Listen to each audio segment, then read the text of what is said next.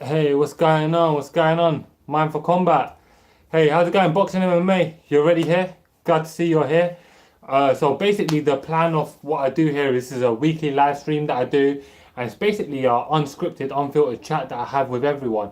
And I talk to people about boxing, everything, and I just any questions you got, you throw them at me, and I plan to do this every week. So roughly around this sort of time every week, and it provides me a good opportunity to interact with people, even though obviously my channel's small right now. So I haven't had too many people to interact with, and it's just kind of been mostly a conversation that I've been having with whoever I'm doing it with.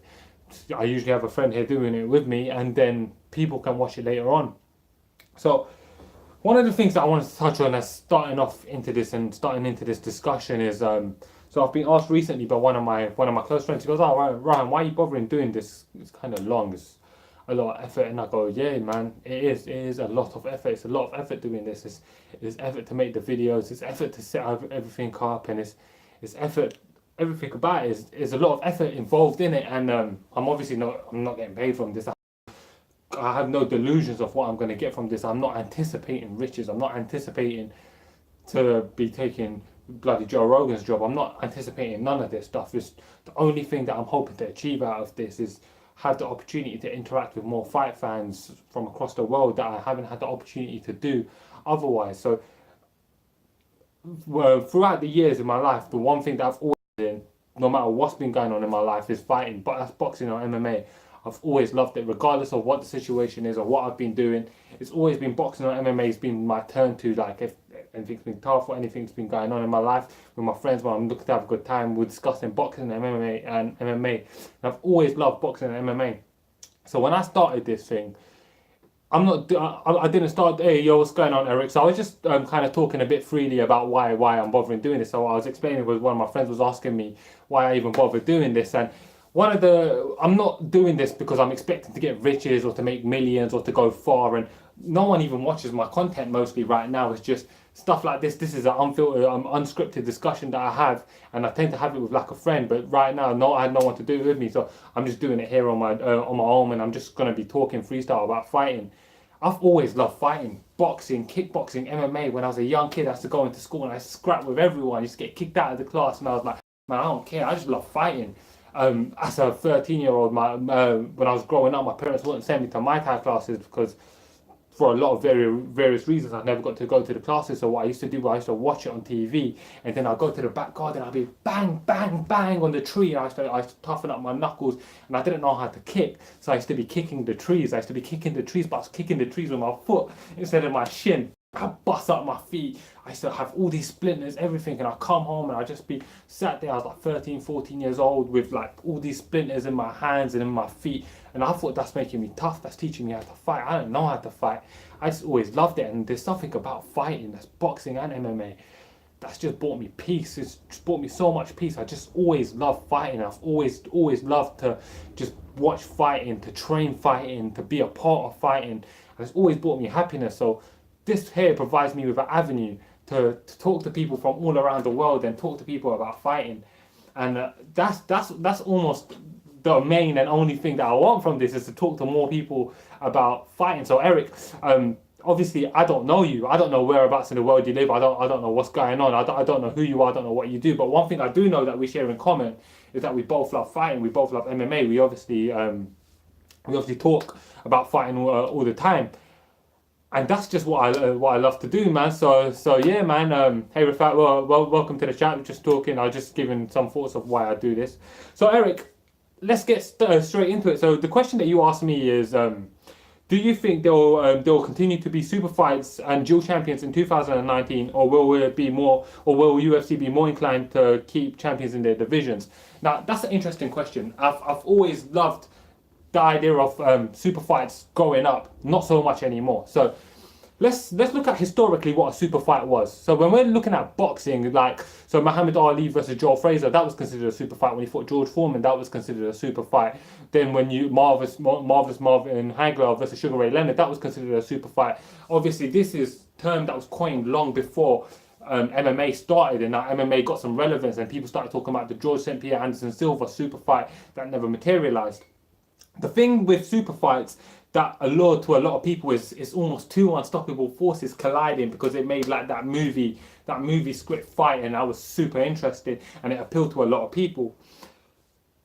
But if we're to look at all those super fights, there's a reason why in boxing the weight divisions are so small, because if someone is to fight from another division, there is no stalemate. The business can keep going, and like the sport of boxing has always been above fighters, and that's what it's always been like in the world of boxing. In MMA, especially over recent years, with the emergence of these super fights and UFC's desperate attempts to try and get a star to almost match for how much they so when WME bought UFC, obviously you saw a spike in the amount of super fights that started happening, and it was during that time that when the fight started to spike, you saw that UFC was kind of trying to get desperate into getting a star, because obviously Ronda Rousey was a fallen star. Then you got in the world of then Conor McGregor. Is he there? Is he not? Is he there? Is he not? He's always been on and off again since WME come about. I don't think super fights have worked for MMA. Dual champions have not worked for MMA. Conor McGregor didn't defend none of his belts. The featherweight division got held stagnant for over a year before it started to move again. The lightweight division got kind of held stagnant and nothing really was going on with that. Then when we look at DC's kind of work, but DC's he's an exception to the rule. With Amanda Nunes, that's probably going to eradicate the featherweight division of the women's fight. In my opinion, super fights haven't worked. So now, if we still think about this logically, and we're talking about 2019 and what's going to happen, first we look at this, the landscape of MMA in 2019. Daniel Cormier is going to leave his belt. He's going to move on to retirement. Well, that's the anticipation anyway. Someone's going to come over and take his spot. John Jones could realistically go up to fight for a heavyweight title, but he hasn't really shown too much interest in doing that. And I don't want to sound like a John Jones hater. I don't feel like he finds the Cain Velasquez fight particularly appealing. Then you got down at middleweight, you got Robert Whittaker. Is he going to keep his belt? If Robert Whittaker does beat Kelvin Gastelum, which I'm not predicting he will do, but if Robert Whittaker keeps his belt, him versus any champion in any weight class is not a super fight. Because Robert Whittaker's not a star. Because by MMA standards, there has to be some kind of a star for it to be a real, true super fight. And he's not going back down to welterweight. A former welterweight shouldn't be fighting at light heavyweight anyway. So I think he's going to be staying at middleweight. Kelvin Gastelum definitely won't go up. He's probably not going to get to go down, so he'll be staying at middleweight. If Israel Adesanya can win the belt, I don't know. That might open up some interesting potentials. Then you go down to Tyron Woodley. He ain't getting no opportunity for no super fight because Dana White just don't like him. Khabib's doing Khabib. He's going to stay at 155. Max Holloway's probably going to come up, but I assume he's going to come up and vacate the belt. TJ Dillashaw is trying to fight Cejudo. I think Cejudo should get him. I don't think that super fights are going to continue going into 2019 because I don't think it's going to be, and I'm looking at this from a purely business perspective, I don't feel like it's going to be the most logical move from a business standpoint for UFC to keep doing that. I feel like it's now no longer helping them with their business goals. It's not helping them with the wider goals that they have to achieve, what WME wants to achieve. And I think it will befit them much better if champions are to stay in their weight class. And if there is to be a super fight, maybe the champions of each respective divisions can have a certain amount of defenses before they fight each other, where they've well and truly cleared out their division, like back when GSP and Anderson Silva were talking about having this super fight. That would be interesting to me. I don't think that the trend's going to continue. I feel like UFC is going to walk more into the path of having champions stay active in their respective divisions. Now, the only exception to this rule is if there's a superstar like Conor who can do what he wants, and there ain't one of those that's a champion right now. Obviously, TJ Dillashaw is going to fight Henry Cejudo, is going to go down, and I feel like they're hoping that TJ can beat Cejudo, and then if TJ can beat Cejudo, then we don't need to worry about the 125 division no more. I don't think he's going to do that. But that's going to be, I'm here for it. What's going on, Russell Rusty? Welcome to the conversation. Right now I'm just talking about if I think super fights are going to continue in MMA going forward in 2019. So overall, no, I don't think super fights are going to continue. There might be some margin for error, like maybe if there's a special fighter coming out and he's making all this noise, and Conor McGregor type that gets here and starts making all this noise and he gets the opportunity. ultimately, I think that's not a purpose. That's not a model that suits WME's business model anymore. I think they need to go back to having champions being active in their respective divisions. I think that's what suits WME and UFC better going forward, and I think that's what will be better. Me and Baby Ira are watching. What's going on, Baby Ira? hope you grow up to be a big fight fan. Check me out, man. Come back when you grow up. Hopefully, I'll still be around, still talking about fighting. So, Eric, I don't think that that's gonna carry on. I think champions are gonna be more pushed more to be staying active in their own divisions, and I think that's what they're hoping goes on. Yeah, you know what's crazy? I've got. Sorry guys, my brother was being stupid there. He walked in. He didn't realise that you can see a reflection right there on the back. What an idiot. But yeah, Eric, thank you for your support, man. Like your questions, I swear, it's kept me so motivated. I'm sorry, my brother's just making me crack up.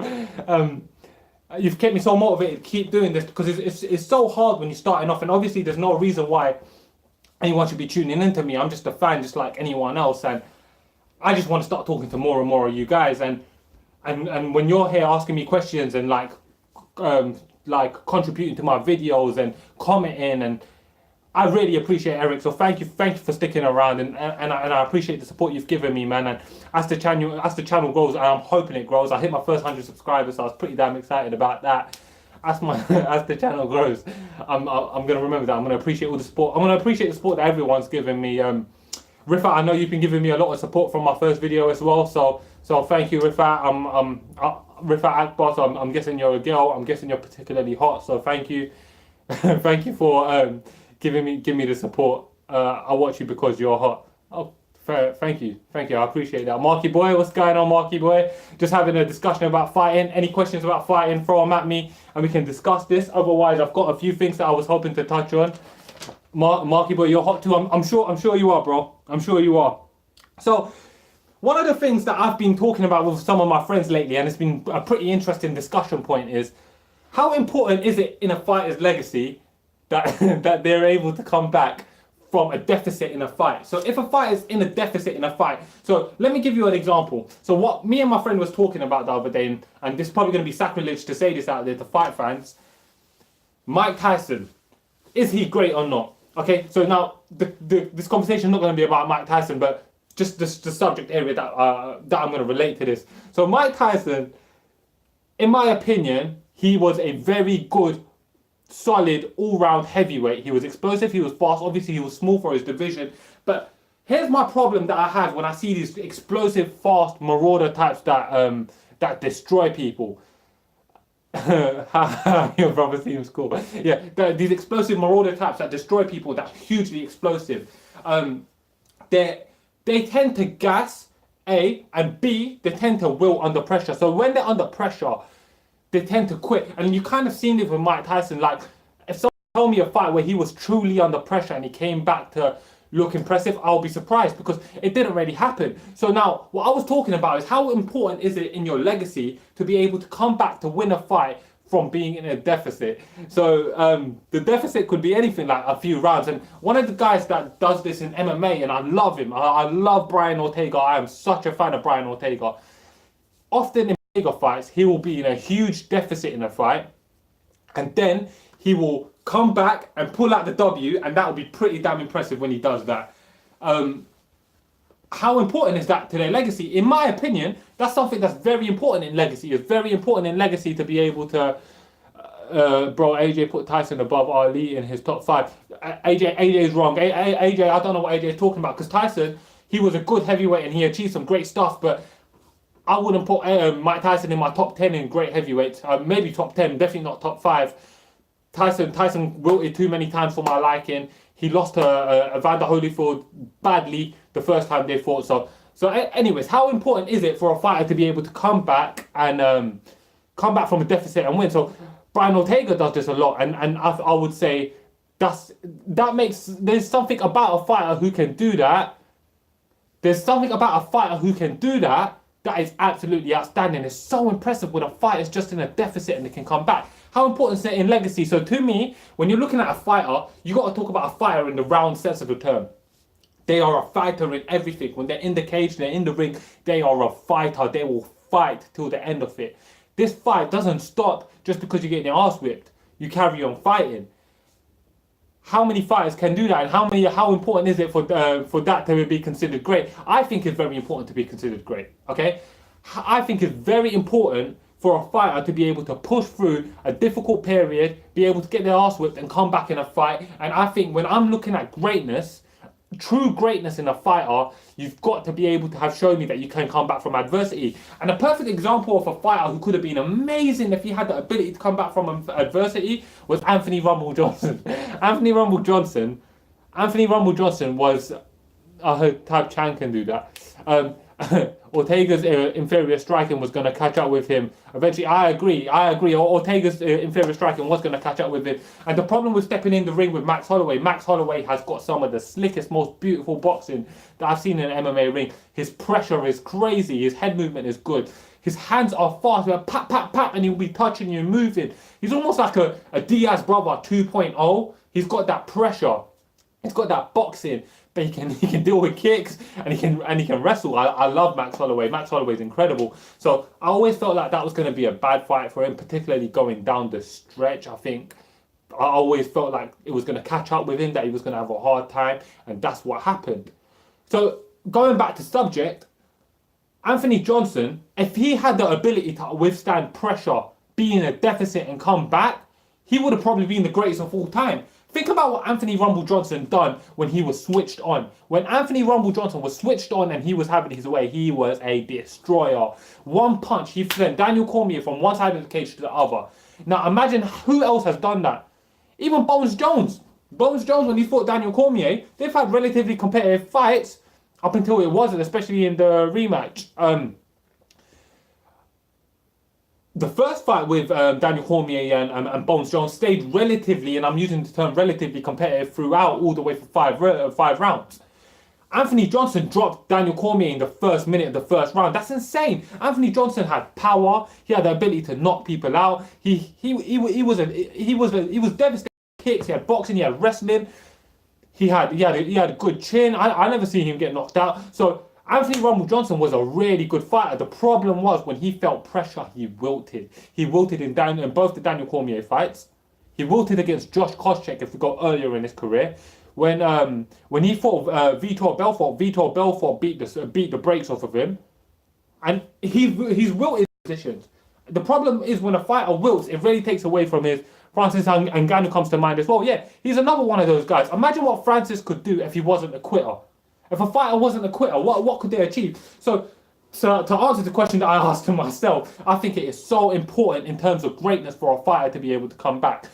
One fighter that has been able to come back from adversity and is in there with the discussion, and this is going to bring me on to my next point pretty well, is in there for the discussion for greats of all time, is Johnny Bones Jones. Now, my next question, and it's a question I'm going to ask to you guys as well, and it's a question that I'm going to try to answer myself, is John Bones Jones, or any fighter that has tested positive for steroids or performance-enhancing drugs, are they to be taken out of the discussion for being an all-time great? In my opinion, yes. If you've tested positive for any kind of performance-enhancing drug, then you should be absolutely taken out of the conversation for any type of greatest of all time status. You don't get to be a greatest of all time if you tested positive for steroids. Now, let's look at this a bit more, okay? So let's look at some of the great fighters that have as many times as Jones has. Exactly, Eric. Jones. You got Jones who's tested positive, 3 times out of that picogram crap? Then you got Anderson Silva who tested positive twice, and that breaks my heart that Anderson Silva tested positive twice. Canelo Alvarez in the world of boxing tested positive and was allowed to fight GGG 6 months later. That is ridiculous. But that's the corruption that is in boxing. If you've tested positive for steroids, you have demonstrated that you've got no integrity. You've demonstrated that you've got no honor. You're cheating your fellow opponents out of the opportunity to fight on a clean field. You're out of the discussion for being a greatest of all time. You could have made a mistake. Everyone makes a mistake. I don't personally give a shit. I don't care. Good, alright, you made a mistake. everyone deserves the opportunity to lack of confidence in your own abilities, Eric. That's absolutely right. And although I believe everyone deserves to have a second chance, yes, you can carry on fighting if you proved you're clean. I personally would want to see them get at least a 4 or 5 year ban, whatever. You're not in the discussion for greatest of all time no more. You're not even the greatest of your own mind. You're not even great enough. You're not even greater than your own insecurities, because you got to shoot up steroids or synthetic testosterone just to give you enough courage to be able to step into the ring and fight these guys that you can't fight equally. Do I think Canelo Alvarez would have won against GGG if he hadn't tested positive for steroids? Okay, of course not. GGG would have taken him out. That would have been a blatantly dominant performance by GGG.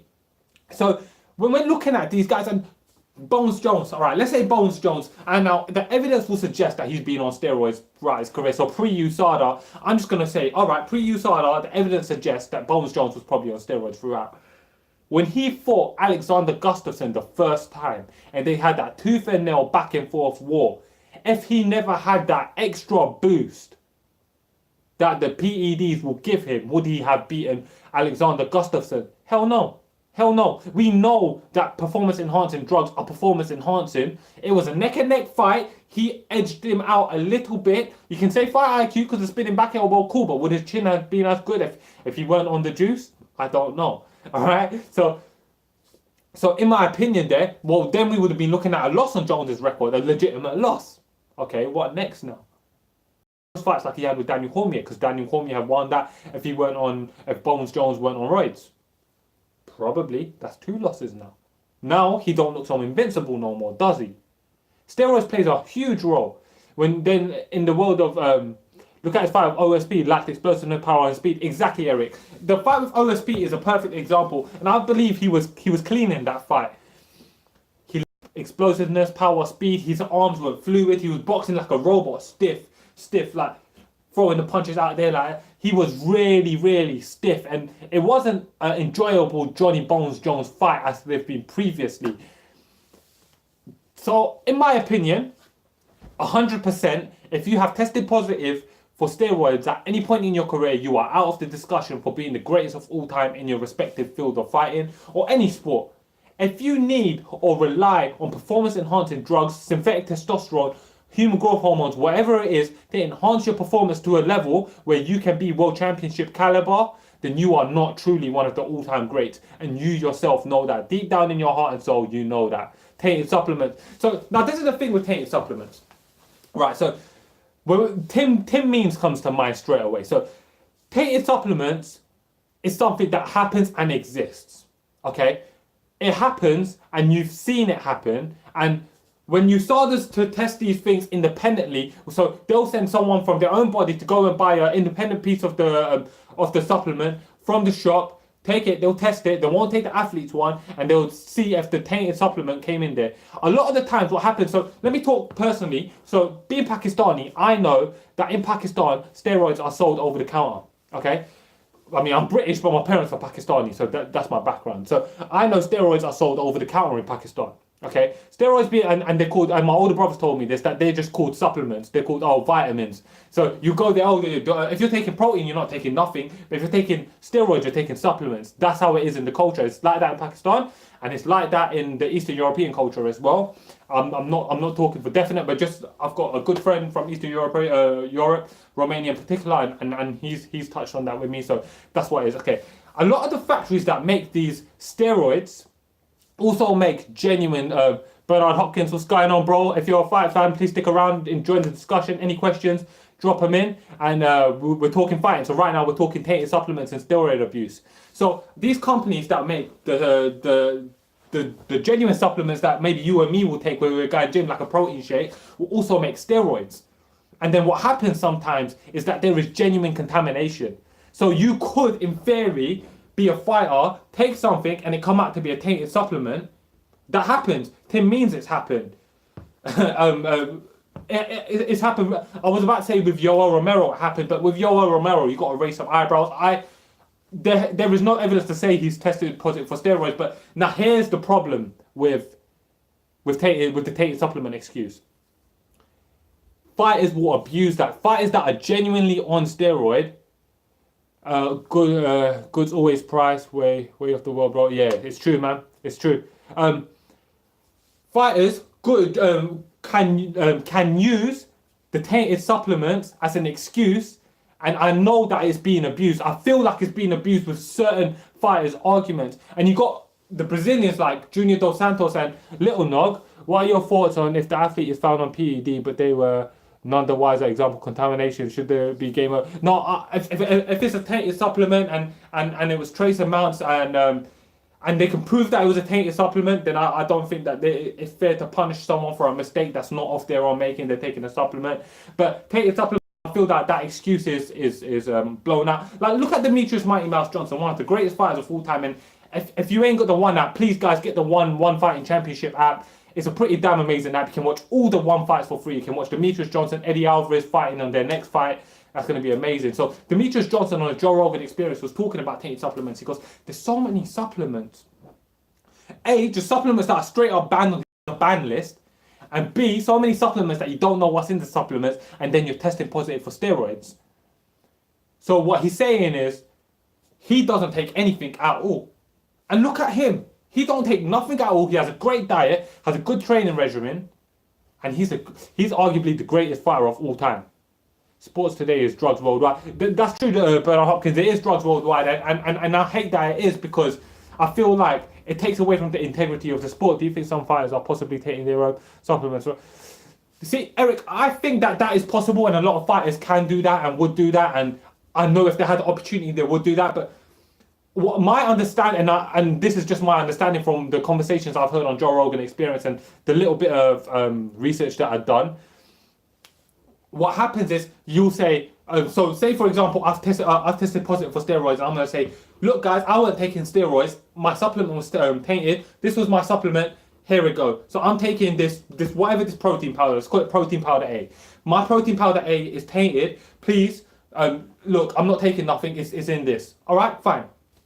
And then what USADA does is, okay, that's fine. You give us your protein powder A. We'll take it with us. We're going to test this. But someone from USADA will also go to the shop. They've been taking, since the 1960s, the Russians back in the Olympics. But then someone from USADA will go down to GNC or wherever it is they got it from, purchase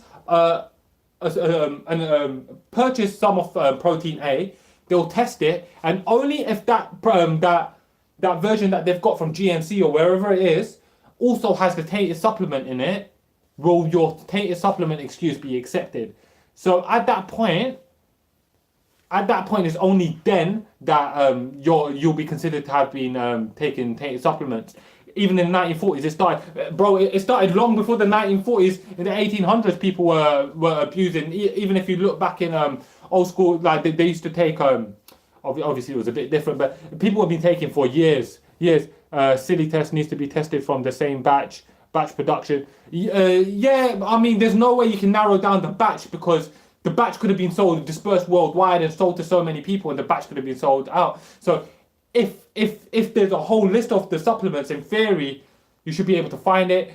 Innocent fighters do suffer. That's why I think it's just so much easier to just stay clean and just avoid any protein and all of that. And just eat good, man. There's so much nutrition in food. People love to eat crappy. Look at Kelvin Gastelum. He eats so shitty.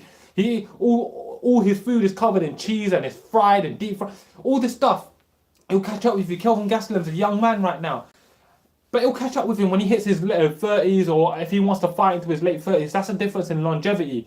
Is your diet. It's not what protein supplements you've been taking. If you're a fan of nutrition anyway and you've read into it, read some of Dr. Garth Davis's work, and he's even talked about how over exaggerated the need for protein is. And I'm not saying that you don't need protein as much as that you don't need to be banging down these protein shakes for recovery. Eat well, your body will recover anyway. Demetrius Mighty Mouse Johnson's a guy I'm going to keep going to. I love Mighty Mouse. He's never tested positive for nothing. He was an honourable champion. He was great. I wish the TJ fight would have happened. Sucked that it didn't, but man. So it's crazy. That's the way it is in the world of sports. I think everyone should just take the drugs, then it's fair. That's not a sport that I want to see. I don't want to see superhumans competing against each other just because to see who's got the best brand of steroids. I want to see. I adore meat. A lot of us adore meat, Bernard, and eating good, clean meat.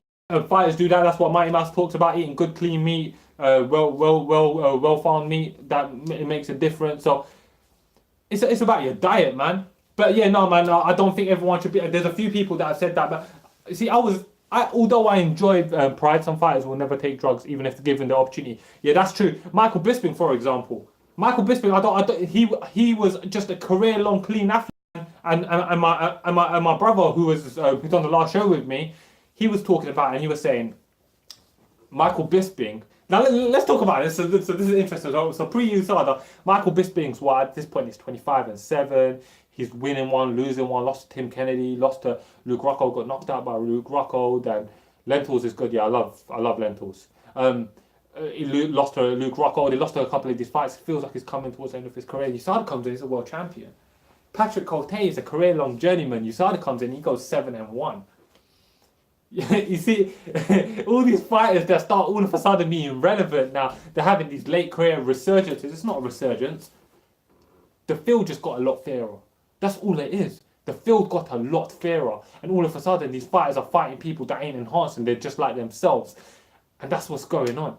And that's what needs to keep happening. Hopefully, the fight game keeps getting cleaner. Because I love the fight game and I would hate to see it ruined by everything that's going on, all these people abusing it, abusing the system, and taking all these drugs. It's a bunch of crap, man. And so the cleaner it gets, the tougher they get on it. Do you think the trend of failed weight cuts is USADA related? See, that's an interesting question, because I was looking at some statistics the other day, and weight cut failures have actually gone up. You think Usain Bolt cheat? Oh, to be honest with you, bro, I wouldn't like to comment on that. I just don't have enough knowledge. I haven't followed Usain. I've watched him in the Olympics and he's great. I'm a big fan of Usain Bolt, but I don't know, like, he is running at superhuman speeds. Yeah. But do I think the trend of weight cut failures is USADA related? I was reading some stats the other day, and weight cut failures have increased since USADA come in, but then that's around the same time the IV ban came in as well, and I think the two are not mutually exclusive. Maybe it's two together working together, and fighters all of a sudden they're finding that they can't cut weight like they used to without some extra support of whatever it is. And I think a lot of the fighters that have been having tougher weight cuts now have also been having more lacking performances. So I think there's something there to be considered. I think weight cutting's crazy. I really hope weight cutting just gets eradicated one day and UFC follows the one system of fighting. But I think that there is some relation there. John Jones should be banned, in my opinion, brother. Yeah, Bernard, I agree. John Jones should be banned. I don't think you get to fail twice, then get caught having a picogram in your system, and you got a lifelong excuse that it may be there forever. He should be banned. I don't think it's fair that all these clean. I think Gus is a clean fighter. DC is a clean fighter. I don't think it's fair that these fighters are getting L's on their records and getting beaten down by a dude who's been tested positive for steroids so many times. And it's crazy the stuff that he's failing for as well. I think he should be banned as well, man. Russell, then there will be 2 fan pools. One choose watch drug abusers.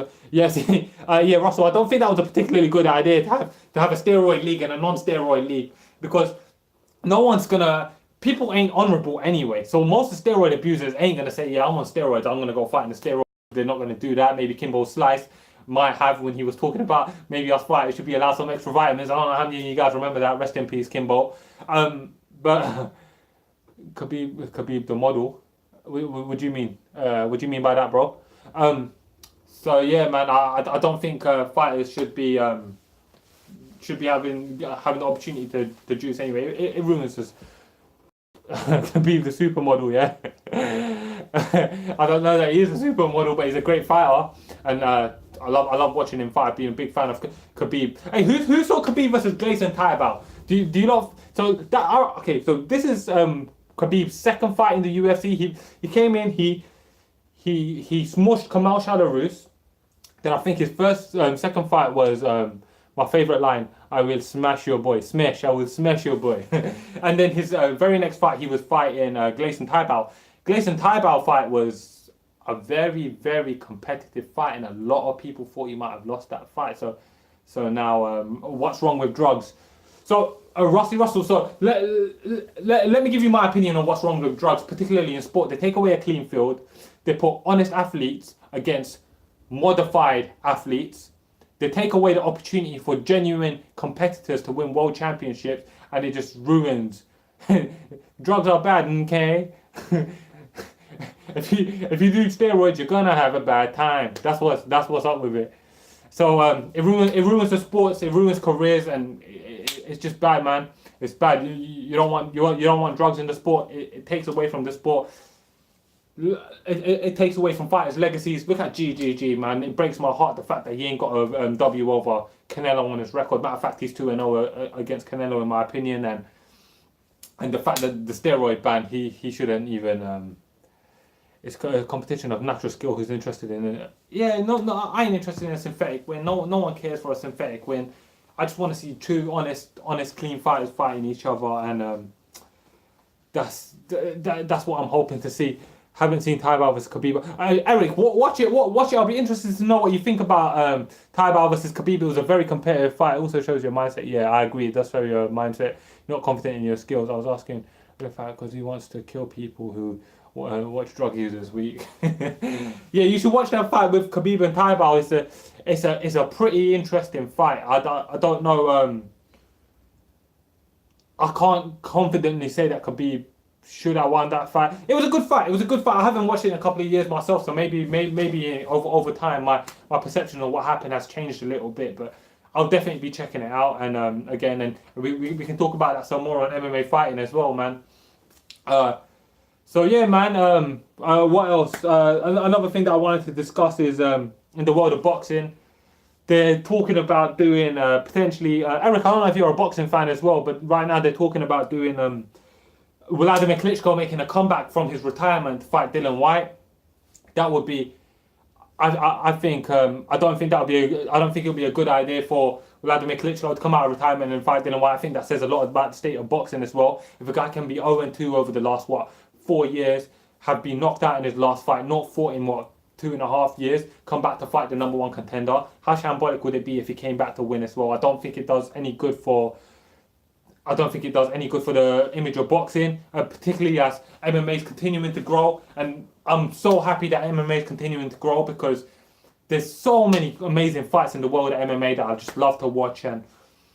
But yeah, hopefully that the Klitschko and Dillian Whyte fight don't happen and Dillian Whyte gets a title shot against AJ. That's what I want to see, and I have no interest in fight Klitschko.